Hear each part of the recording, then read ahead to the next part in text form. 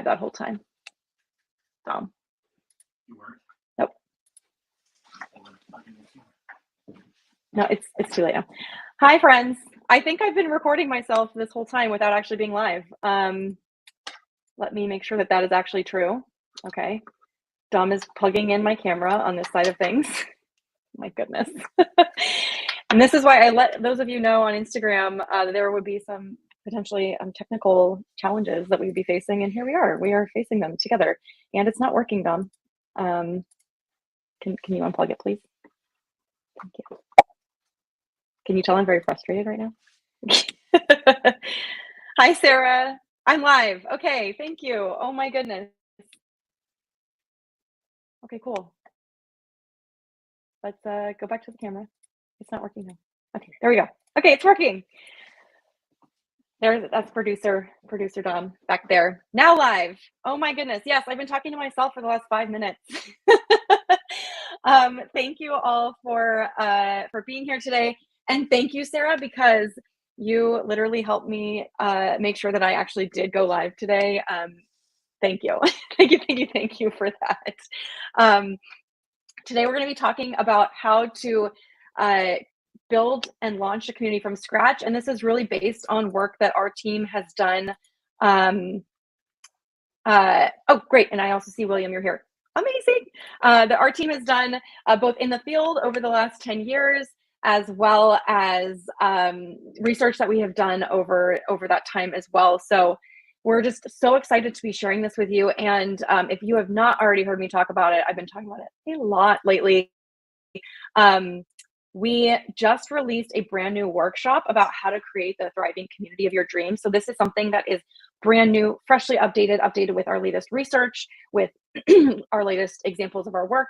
And this is all about how to create that community. So even if you are brand new to this space, or if you have been doing this work for a while, you're going to learn the exact strategy that we use. So that workshop is brand new. It is now available. If you missed it just now, I'll be sharing the link in the description of this video once we're all done here today. So hi, everybody. Hello, good morning or good afternoon, wherever you might be in the world. I just literally, I sat in my chair and then it just drifted off. Tokyo drift with my office chair. Okay. I've had coffee this morning. So yeah, hi. I know you're here today because you care about communities. So that means that we're friends, because I also really, really care about communities and care about building specifically digital communities, but also in-person communities. And where those two intersect is really where I really love to spend a lot of my time. And so if you are here today, you're here to learn about the exact strategy that we use to help our clients launch their communities. And this is relevant to you whether or not you have launched your community yet or not. So if you have not yet launched it, that's okay. You're going to learn this exact strategy. And if you have launched your community already, also completely cool, completely awesome, because you're going to be able to learn, wow, did I miss something? Or is there something I can iterate and improve upon? And the truth is in communities, there's always something to iterate and improve upon. But I know that building a community can be a really confusing endeavor because it seems like there's just constantly work you could be doing. You're never sure exactly how much time you should be spending, if it's even worth it. And I actually I was checking threads, and this entrepreneur had just shared that launching her membership community was her biggest regret in her business. And I was like, oh, like, how is that even possible? Because what I'm about to teach you means that even if your membership community, for whatever reason, like the pricing isn't right or something else, and you need to make changes to it, regardless of what happens, you're going to learn, you're going to have fun, you're going to be more connected to your clients and customers. It's going to be a good experience for you, no matter what you do. It will not be a waste of time and money. So that entrepreneur, I feel for her, and I've seen it many, many times. And I don't want that, because communities are so, so important, not just for our businesses, but for us as human beings.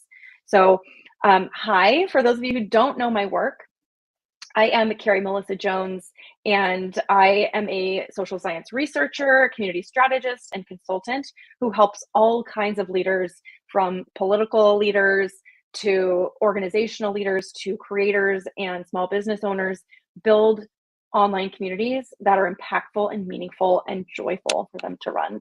So I'm excited to be sharing some of our wisdom, our team's wisdom with you today, and really like get into that. And again, our workshop is available now. If you want to dive even deeper into what I'm going to teach you today, because this will only be for about 20 or so minutes. This is about an hour-long workshop where we give you really like the 6 structures that you need in place in order to build this thriving community that you maybe are dreaming about today. So make that a reality. So let's begin. Let's begin with the exact strategy that we use as consultants when we come in and work with a client and they say, I have this dream of building a community. I know it's something that I want to build because I've been in business for several years, or I have a passion that I'm really wanting to gather people around, but what do I do from here? So step number one is always talk to your people. Talk to your people. I see people skip this step all the time because they just want to say, okay, well, I have this dream in my head that I've come up with, and I am making all kinds of assumptions about who it's going to serve and what I'm going to do in it. And then I'm going to make it live. And then when people don't show up on day one, I'm going to get so discouraged that I'm going to shut it down, or I'm going to do it for 6 months or do it for a year and burn out and then close it down.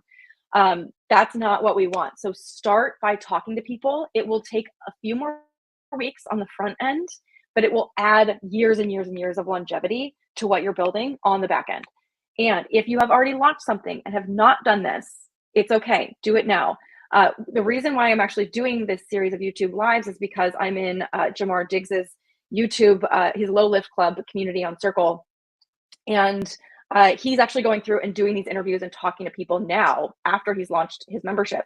Totally fine. He's going to learn all this stuff that's going to make his membership even more amazing than it already is. So it's never too late to talk to people.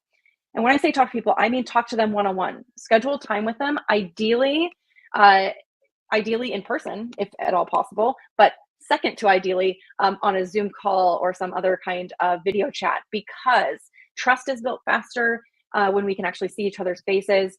You're going to be able to create more of a connection in that space versus getting on the phone or just DMing them on Instagram. The richer the media is, and this comes from research, the richer the media is, the faster we can build that relationship. Typically in a text-based conversation, it takes at least 6 times as long to build that relationship. So we really, really want to speed things up as much as we can without shortcutting the actual work that it takes to build a relationship. So you're going to talk to people. You are going to talk to maybe your existing clients, maybe those who you really want to make sure are in the community, but you're not sure if they would join. You're going to get on a call with them or meet up with them for coffee, and you're just going to get to know them. You're just going to get to know them as whole human beings. And there's 2 things that you really want to be listening for when you're doing these conversations. Number 1, you want to be listening for what kind of progress do they want to make? What is the change that they want to see either in their own lives, in their own businesses, or in their communities, or in the world at large? And then 2, who are the people that they want to meet on the way to making that progress? Or if they don't know the answer to that question, who are the types of people, or what are the types of resources and the types of people who could provide those resources that will help them make that progress? Because there are many, many ways that we make progress in our lives. We can take a class online. We can watch videos on YouTube. We can show up and, practice a sport alone every day. But community is about practicing and showing up with other people. So it's about progress that is enabled by social connection. So if we understand what social connections people want to be making and what kind of progress they want to have, then you are cooking with fire, okay? So that's what we really want to understand when we're talking to people. Now, people often say, I was just talking with one of my mentees this last week, and she was saying, how many people do I need to talk to? Because I don't have a lot of time. We just have a few weeks. And I said, about 10 people. And she was like, wait, like 10 per like customer type, or like 10 per 10 per segment of the market? No, 10 people. You only need to talk to 10 people. That is not a hard and fast rule, but what you are looking for is what's known as saturation. So you're looking to hear the same things over and over again, and talking to 10 people is typically where you start to notice some really obvious patterns. Now, you could talk to 20 people, you could talk to 50 people, you could talk to 100 people. If you have that kind of time and energy, I invite you to do so. But what I have found over and over and over again is that around that 10 people mark is where you start to notice these patterns, and you start to see things coming up again and again. And that's going to be the most obvious and low hanging fruit. So that's really where you want to spend your time. If you bring in too much data, it's really overwhelming and you're not sure what to do with all of it.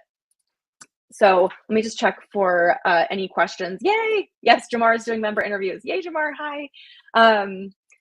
So that's number one, talk to people. Do not skip this step, as I said, because you will save yourself a few weeks at the expense of years, and at the expense of regrets and other things that just like, we don't have time for that BS. Like, we don't have time for that regrets and all that stuff. So just take the time now. And this is where I started saying, no matter what happens with your community, you're going to learn and benefit from it. This is where that work begins, because no matter what happens with your community, these relationships that you're building are going to be important to you no matter what, whether they become your personal friends or somebody that you talk to when you come up with like, maybe they're really into pickleball, and then like every time you see pickleball on television, you're like, oh, I'm gonna message this person. Like, it doesn't matter what it is, it's going to enrich your life. Okay, so this is where that work begins, and it starts here. This is where we start with our clients. Talk to people. That is step number one. Step number two, then, now we can move on to step number two. What do we do with all that information? We're going to create something called a community compass. That is a structure that we teach inside of the CMJ community, which I welcome all of you to join. I see some of you, Jamar included, Will, who's here right now. You are members of this community. We teach this structure in detail in the CMJ community. It's also going to be in the workshop that I share at the end of this. And if you would like to find out more about that, go to carriemelissajones.com/community, and you can find out more. We currently have a 7-day free trial on that will be turning off in the next 2 weeks. So just, you want to get in there now. So what is a community compass? I'm going to teach it to you at a very high level today. So I'm actually going to share a very quick overview of what it looks like so that you have a visual to refer to, because that's always important. I'm a visual learner myself. If someone's just talking at me like I am doing to you, I take in about 5% of it. So I feel you. And if you just have this on in the background, then that's cool too. I think you do learn by osmosis sometimes. All right. So let's see. Here is our community compass. You should now be able to see this on your screen. So what this is, it's a 3-part framework as well as values. So it starts with this 3-part framework. Who do we gather? What is the shared identity of our members? What do they have in common? What are we here to do? So what are we going to do? What are the activities that we're going to do? What are the focuses that we're going to all have together? And then our why, or our so that. Why are we gathering? Why is this important? So if you can answer these 3 questions very succinctly, very effectively, then again, you're cooking with an even bigger fire, okay? So this is what is going to help clarify and create something really specific and niche that is going to then resonate with your people. So there are thousands, millions of communities people can join. This is what makes yours unique and special. So here's an example of a community compass statement. Now, you would never ever write this as one long run-on sentence, but you can see how there are the pieces of this, and I'm going to break this down in just a moment. You can read this on the screen, how this actually breaks down into the 3 pieces that I just taught you. So here is that statement then broken down into the compass framework. So who we gather, what is their strong shared identity? In this case, it's leaders who blend focus with playfulness. That is not every leader. Not every leader wants to blend focus with playfulness. Some leaders are very serious. Some only want to focus on play. So this is a very specific audience. Leaders who blend focus with playfulness. Now, what are they here to do? There's 3 things that this community builder is calling out. They're going to follow a structured path together. They're going to practice those new skills that they learn along that path. And they're going to connect in a judgment-free space. It is very hard to find judgment-free spaces for leaders in today's world. So these are the 3 things that we're here to do together. Anything that falls outside of this is nice to have, but it's only going to be distracting to your purpose. So this is great because when you're building a community, there's 50 million things that you think, I could do this, I could do that. And oh my gosh, all these shiny things. Great, but you've got to stay focused yourself. So if it's not one of these things, hold off for later. You can always change this compass later, but you want to keep it here and focus and really, really make your offering as clear as it possibly can be. And then the so that, or the why. In this case, it's so that these leaders can make a difference in the systems that they're part of. So not all leaders care about this. Some leaders want to get ahead in the corporate environment. Some leaders want to save the environment. This is about changing systems at the systems level.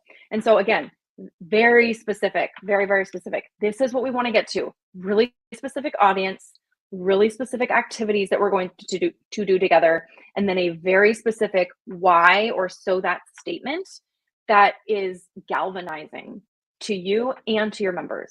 So this is what the compass statement or the community compass framework looks like, what it is. I'm going to stop sharing that now because the next piece of the compass is about values. So values are simply principles by which you make all decisions.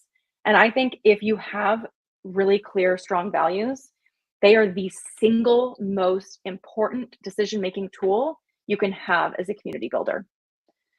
So we have 4 values in the CMJ community and the CMJ group as a whole, and we check these values all the time. They include compassionate candor, equity, equanimity or balance, and relationality. And if anything that we're thinking about doing does not align with those values, then we don't do it, or we change the way that we're approaching it. This is always, it's a touchstone that we come back to over and over and over again. And again, this is about creating focus for yourself because there are bajillions of ways that you can build community and ways you can show up. These are going to be, this is the compass that's going to teach you how to go and which direction to go in. So a lot of creators, business owners come to me and they have never done this level of strategic work before. And they've just been kind of throwing stuff at the wall. And they're like, wait, there's a structure and a framework for this. Like, I don't have to just guess what I'm supposed to be doing from here.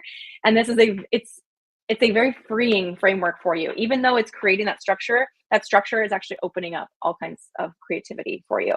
So having that in place is just so important. And again, we teach this in depth in the workshop that I shared with you earlier, as well as in the CMJ community. There's a whole section just on community compasses and values and helping you get those really, really, really clear because they are so important.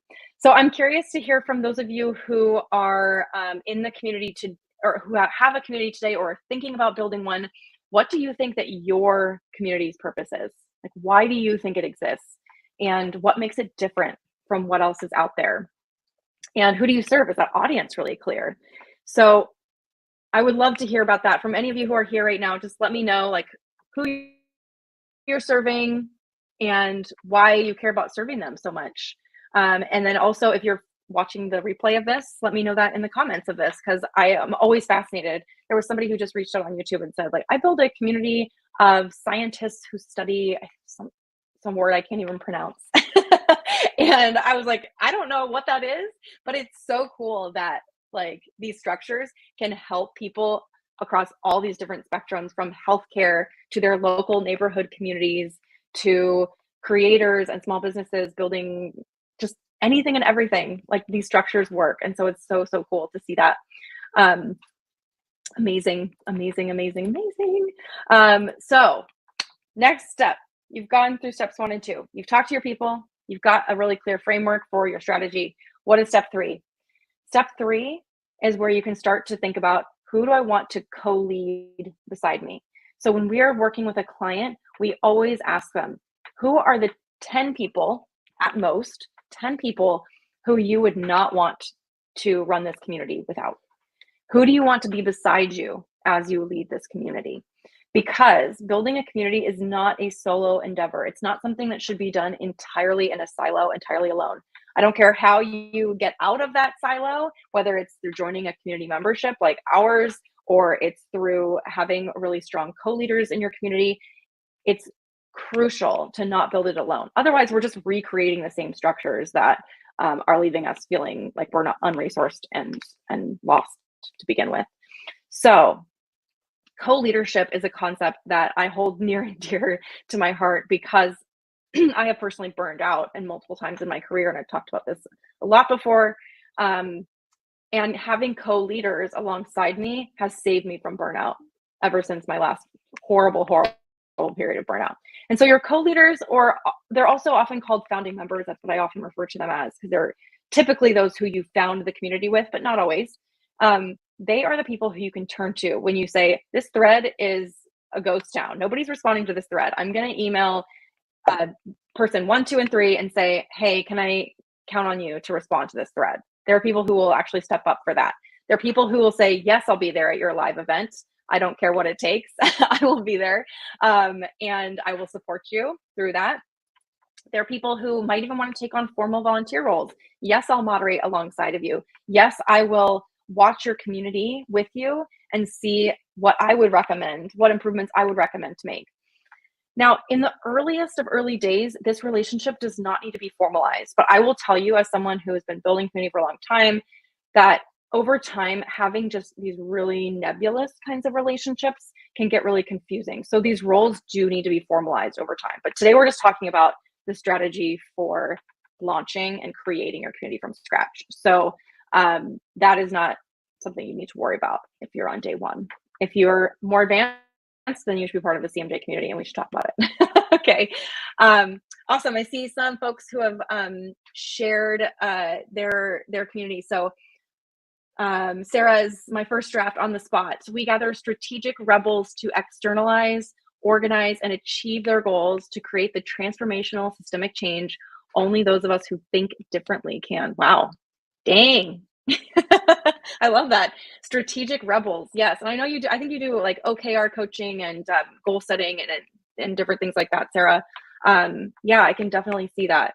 These rebels, people who want to be standing out from the crowd, but who are strategic about it. They're not just doing it just to be a rebel. They're doing it because they see a better path forward. And then the things that they're doing together, externalize, organize, and achieve their goals. So externalize, that's really interesting. I would love to know kind of what that would entail for you. It sounds like it's probably about documentation and writing it down and making it public and getting accountability. And then organize is like, okay, now I have these goals, they're written down, but when are they going to happen? And who's going to do them? And who do I need to work alongside me? And then to achieve them, you could then have it be a place of sharing those achievements, celebrating them. You can create rituals around, at the end of each quarter, what are we going to say happened this quarter? What are we going to celebrate?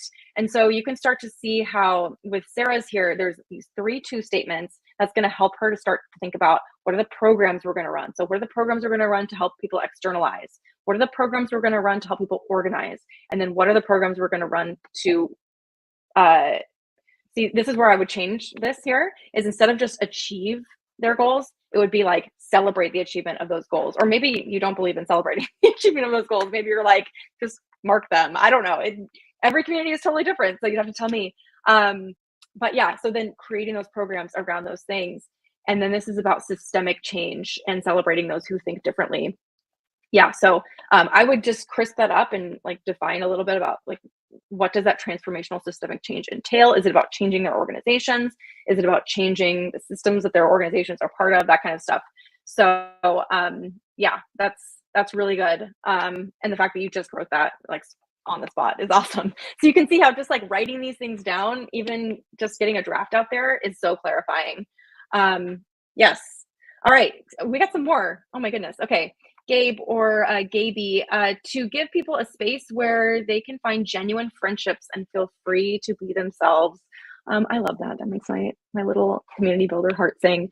So I would just say here, like, what is people? Who are the people that you're giving a space to? Get really specific on who that audience is and what their shared identities are. And then you could just have 2 statements here: to find genuine friendships and feel free to be themselves. So then again, you're going to ask yourself, okay, how are we going to help people find genuine friendships? And how are we going to help people create this space where they do feel free to be themselves and practice that. And because it is a practice, right? And keep showing up in this way. So that is awesome. And then, yeah, just creating like, what is the so that statement for that? And then William, we bring together digital strategists to help them monetize their skill sets online while making a difference by supporting other businesses. Very cool. So yeah, digital strategists. So I'm assuming, that is a big job title. You might want to get more specific about that. I'm not sure. When you talk to people, you will know. Think about what words they use to describe themselves. Is that a way that they would use to describe themselves? And then you're going to help them monetize their skill set. So I would break that up into 3 different kind of sub activities. So how are you going to help them monetize their skill set? Are you going to give them resources? Are you going to teach the system? Is this more about co-creating monetization and co-creating the path forward? And then you might do something around celebrating these milestones and things like that. So, and this is about making a difference by supporting other businesses. Sounds like you're kind of creating this whole ecosystem where people might be able to support one another. So that's super cool. I know for a lot of digital strategists, especially in the environment that we're in right now, it also is probably about like, so you can make money from your business, even if you feel like you don't know what you're doing right now. It's totally fine. We're all navigating this together. So yes, love those statements. Thank you so much for sharing those. I'm so inspired by all of you. So we're talking about step number 3, which is about bringing on your co-leaders, bringing on your founding members alongside you. So these are your ride or dies. These are your people that you're going to turn to. I have multiple videos about creating like your founding member groups, as well as finding your first 10 members. That's a video that I created with the help of Jamar Diggs. And so there's more resources on that specifically out there that I can send you to if you're looking for them, or just check out my YouTube channel and they're right there. So, okay, so you've got now your co-leaders, you've got the structure, you've talked to people. Now we set up the community. People are often surprised by this because they think like, oh, set it up first and then I'll do all this stuff. Now is the time to say, okay, I'm going to launch the thing. And I'm not going to overthink that launch. You have to promise me that you won't overthink your launch, because when you're just getting started, you're just in a learning mode. It doesn't have to be perfect. You're going to change almost every aspect of your community experience over the next few months. I can guarantee it. If you're doing a good job, you will change almost everything that you've launched with. So you're going to start with what we call radical simplicity. Truly, the more simple, the better. Strip back all of the complexity. Strip back all of the things that people are like, wait, what is that section of the community? Or what does that do? Get rid of it. Be radically simple about what you're doing.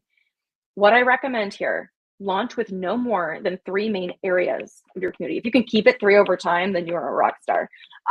But usually we start with 3, you can expand from there. So those 3 areas are a welcome or onboarding space that orients people to who the community is for and what they should do right when they join.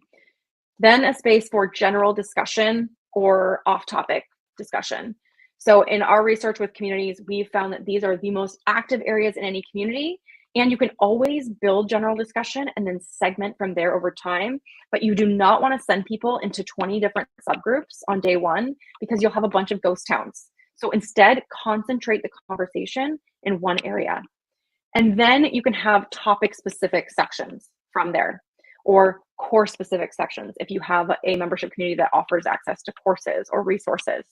Okay, so those are going to be the 3 sections. Again, you can grow these over time. You can segment them over time. If you are an expert, you can break this rule and play around with it a little bit. But if you're a beginner at this, keep it simple. Your members will appreciate it. You will appreciate it for the simplicity of things, and that will help you to move forward. So launch with a good welcome process. Launch with those 3 spaces, and launch with guidelines. That was the word I was looking for. Guidelines or rules. So people will probably not read your rules and your guidelines, but that doesn't matter. It's important that you just have them. That creates a sense of safety. It also creates a document that you can come back to. If anyone breaks any rules or breaks your agreements, you can go to them and say, hey, like, it's not cool what you just did. Here's why. It's actually written down. And referring back to that will be really, really important for you as a community builder and community manager. So that is That is just going to be so important. And do not overthink this. Do not overthink it. All right. So I've just walked you through 4 steps. They're not that complicated. They're really not that complicated. They're also really not that time consuming. You saw that people just created some really good starting community compass statements in 5 minutes. Like, great. So if you spend 2 weeks talking to people, if you spend 5 minutes, but ideally like an hour refining and maybe if you're part of the CMJ community, joining and asking for feedback and refining a little bit from there on your community compass statement. If you spend that time, then you talk to those, you can go back to people that you talked to in the early stages and say, hey, I'm going to launch this thing now that I talked to you about. And then you actually launch it and you invite them in.